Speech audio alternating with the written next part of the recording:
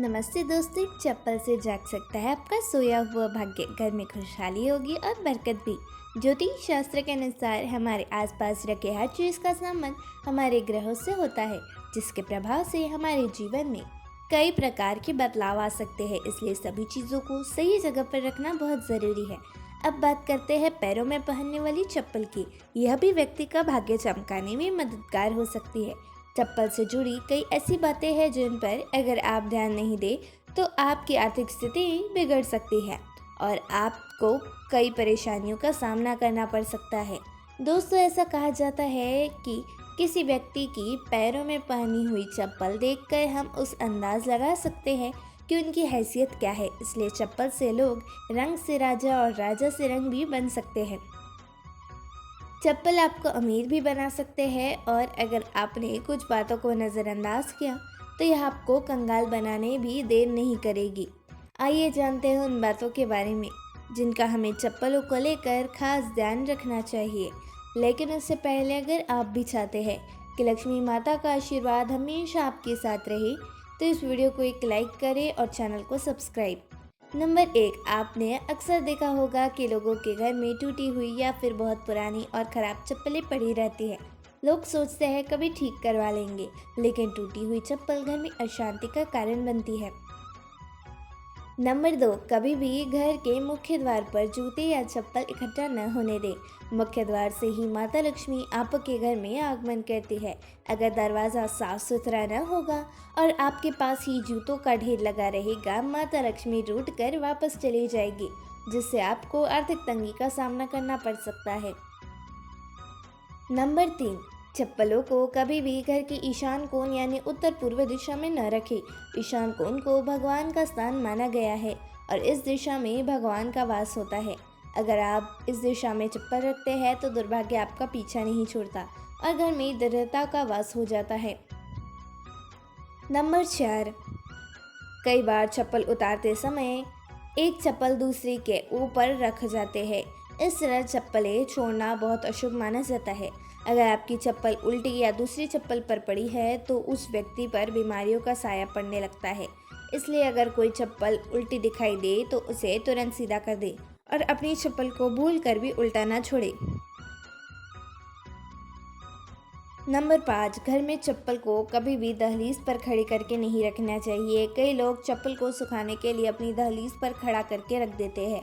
ऐसा करने से घर में नकारात्मक ऊर्जा उत्पन्न होती है और बरकत चली जाती है।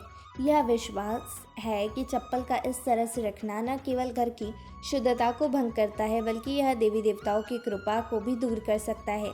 दहलीज को घर के प्रवेश का महत्वपूर्ण स्थान माना जाता है और इसे साफ सुथरा रखना ज़रूरी है।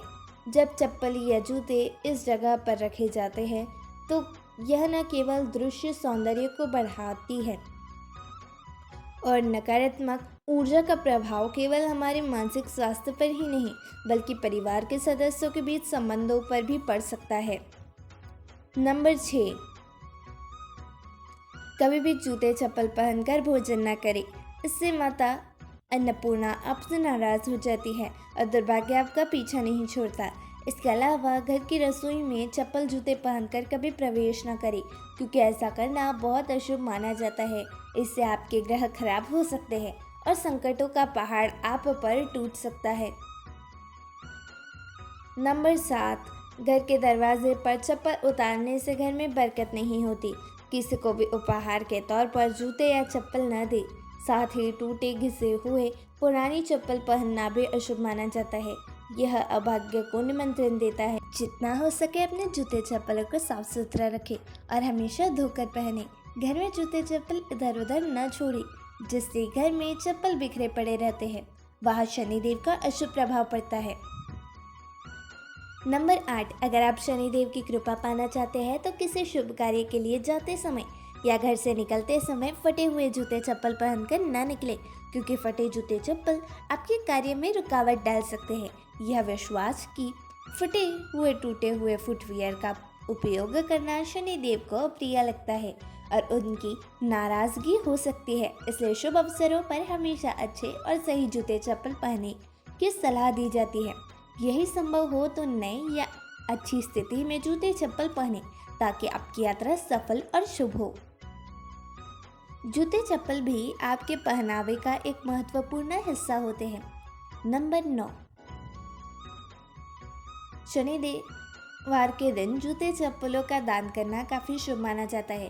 खास तौर पर चमड़े से बने जूते चप्पल शनिवार को दान करने से शनिदेव की कृपा आप पर बनी रहती है और इससे आपके नवग्रह भी सुधरते हैं।